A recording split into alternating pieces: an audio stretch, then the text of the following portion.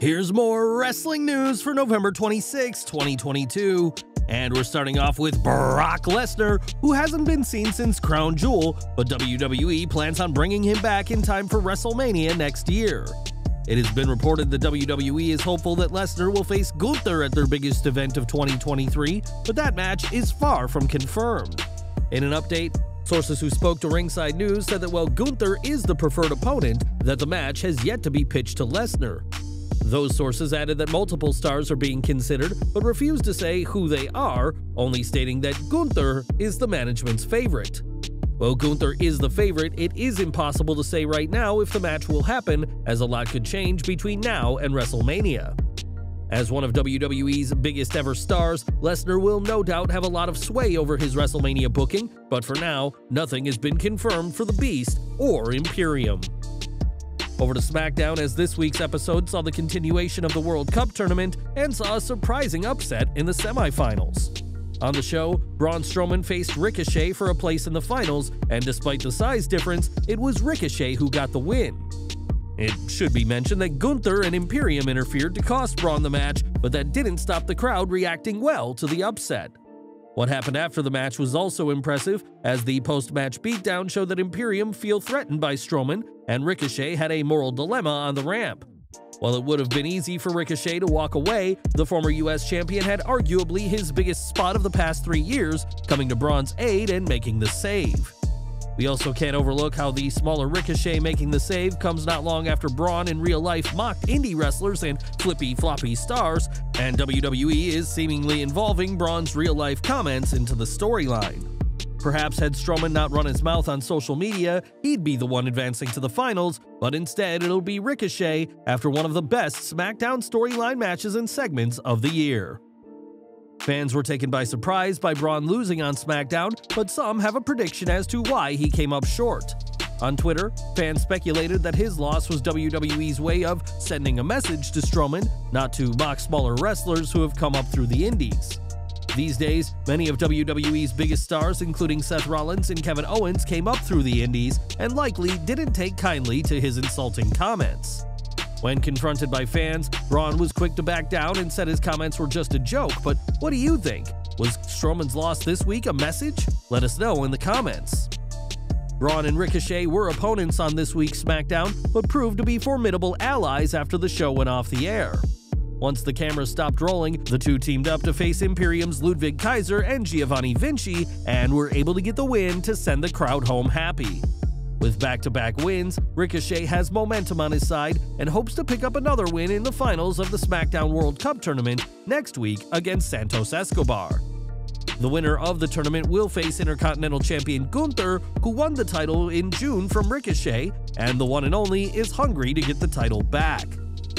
At Crown Jewel, Logan Paul once again wowed fans with his in-ring ability and was able to hold his own against the undisputed WWE Universal Champion Roman Reigns.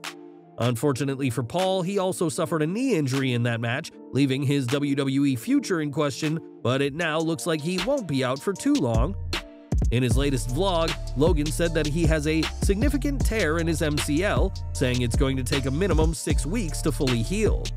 Paul also gave an example of one of his unique recovery methods, saying he's been soaking his knee in rice, which is apparently working for the YouTuber turned boxer turned pro wrestler.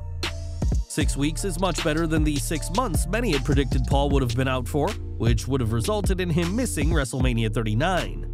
Logan may have titled his video, "I'll Never Fight Again," but this is clearly some clickbait, as not only will he fight again, but he'll be back in the ring sooner than first thought. In September, Saraya made her debut for AEW, but her first promo with the company did not exactly go to plan. Speaking about Tony Khan, Saraya said that it was good to finally have a boss who listens, a not-so-subtle shot at former WWE CEO Vince McMahon. Many saw the line as unnecessary, especially given how WWE had kept her employed for years after her neck injury in multiple roles. Speaking on AEW Unrestricted this week, Saraya discussed her first promo in AEW and admitted that it made her reconsider her future with the company. I will tell you though, the second week when I did the promo, which wasn't the best promo I ever did and I was really disappointed in it, I realized how crazy the internet community can be. I, even in my head at that point, was like, Did I make a mistake coming back? Thankfully, Saraya stuck with AEW and has at long last been able to return to the ring, but it just goes to show you that you can never guarantee how fans will react to a wrestling promo. Back to WWE, and last month, Ariana Grace suffered from a torn ACL during a match, which has kept the young NXT superstar on the shelf ever since. It was confirmed not long after her injury that Grace would need surgery, something she has since had, and now her legendary dad has given an update. For fans who may not know, Ariana's father is Santino Marella, and when speaking to Fightful, said that his daughter is far from fully healed. In fact, they aren't expecting her to be back in a ring until spring at the earliest, and the former US champion added that this is a waiting game. Santino was also asked about his daughter not using the Marella name, but said he's fine with it, as she wants to forge her own legacy without always being compared to him. Ariana Grace is still new in WWE but has already faced a major setback, and we, alongside her father, are wishing the second-generation superstar a speedy recovery. In the early 2010s, WWE would have celebrities serve as the guest hosts of Monday Night Raw, often to the annoyance of fans in the arena and at home. For the November 21, 2011 episode of Raw, actor-comedian Jonah Hill was promoted as the guest host but did not appear on the show. Speaking on the latest episode of Foley is Pod, Mick claimed that the talent loathed working with Hill, who did not want to be at the show. There was a reason why Jonah Hill was advertised as the guest GM and it never aired. The guys hated working with him. There were some like Hugh Jackman, Dynamite, The Muppets, they loved it. Almost everyone was a good experience. Jonah Hill was one that didn't even make air because he apparently just didn't want to be there and it showed. I think somebody saw him mouthing to his agent, "Get me out of here." After over a year of D-list celebrities and names most fans didn't know, WWE did away with their guest hosts in favor of the also loathed anonymous Raw GM, and Jonah Hill was able to escape having to appear on the show.